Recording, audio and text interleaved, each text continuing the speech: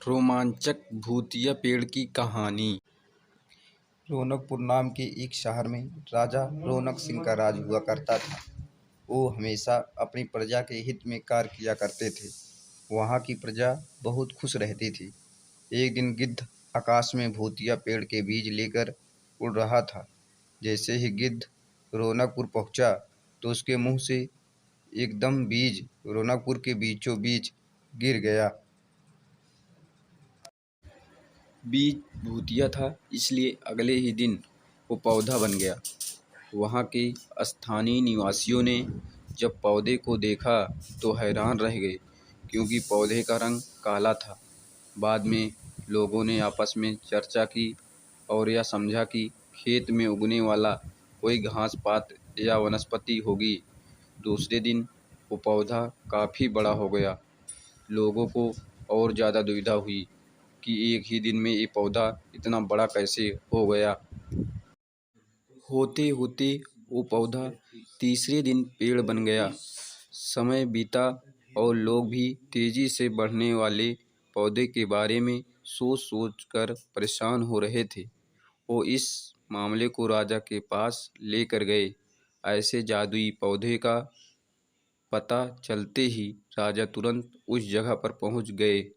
राजा को जैसे ही पता चला कि एक काले रंग का पौधा 3 दिन में पेड़ बना है, तो वो भी उस पेड़ को हैरानी से देखने लगे। वो इतनी तेजी से फैला था कि किसी को यकीन ही नहीं हो रहा था। राजा समझ गए थे कि रंग काला है, इसमें जरूर कुछ जादू टोना होगा। इसी सोच के साथ राजा ने घोषणा कर दी कि जो भी इस पेड़ को ख़त्म करेगा उसे वो इनाम के तौर पर 1000 सोने के सिक्के देंगे। यही नहीं, राजा ने यहाँ तक कहा कि पेड़ को ख़त्म करने वाला व्यक्ति मेरी गद्दी पर भी बैठेगा। इतनी बड़ी घोषणा सुनने के बाद हर कोई पेड़ ख़त्म करने के लिए अपना दिमाग लगाने लगा। राजा के सारे चतुर मंत्रियों ने भी तरकीब लगाई, लेकिन पेड़ को कोई भी नष्ट नहीं कर पाया। किसी ने पेड़ के आसपास आग लगवाई तो एक मंत्री ने उस भूतिया पेड़ को हाथियों तक से खिंचवाया, लेकिन पेड़ को कुछ भी नहीं हुआ। अब लोगों के मन में डर बैठ गया और उन्हें लगा कि पक्का या ऐसा वैसा नहीं, बल्कि भूतिया पेड़ है। तभी उस गांव के एक समझदार व्यक्ति को राजा की घोषणा का पता लगा। जानकारी मिलते ही वह अपने गुरु के पास भूतिया पेड़ से जुड़े रहस्य को जानने के लिए पहुंच गया। गुरुजी ने अपने ध्यान की शक्ति को एकत्र करके देखा और उससे पूछा, क्या तुम पेड़ को खत्म करना चाहते हो? समझदार व्यक्ति ने जवाब दिया, हाँ गुरुजी, सब उससे परेशान हैं।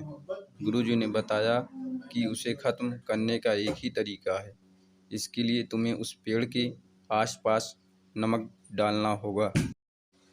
इस तरकीब के बारे में जानते ही वो व्यक्ति तेजी से राजा के पास गया और कहा कि इस पेड़ के आसपास आपको नमक डलवाना होगा।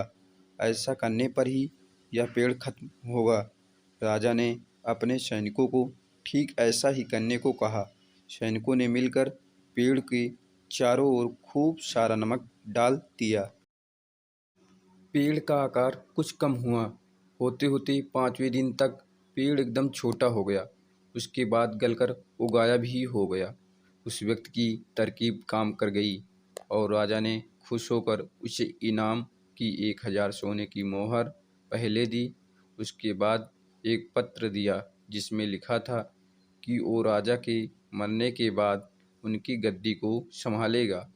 वो समझदार व्यक्ति खुश होकर अपने घर चला गया। इस कहानी से सीख, ऐसी कोई मुसीबत नहीं होती जिसका समाधान न किया जा सके। ज़रूरत है तो बस धैर्य और समझदारी की।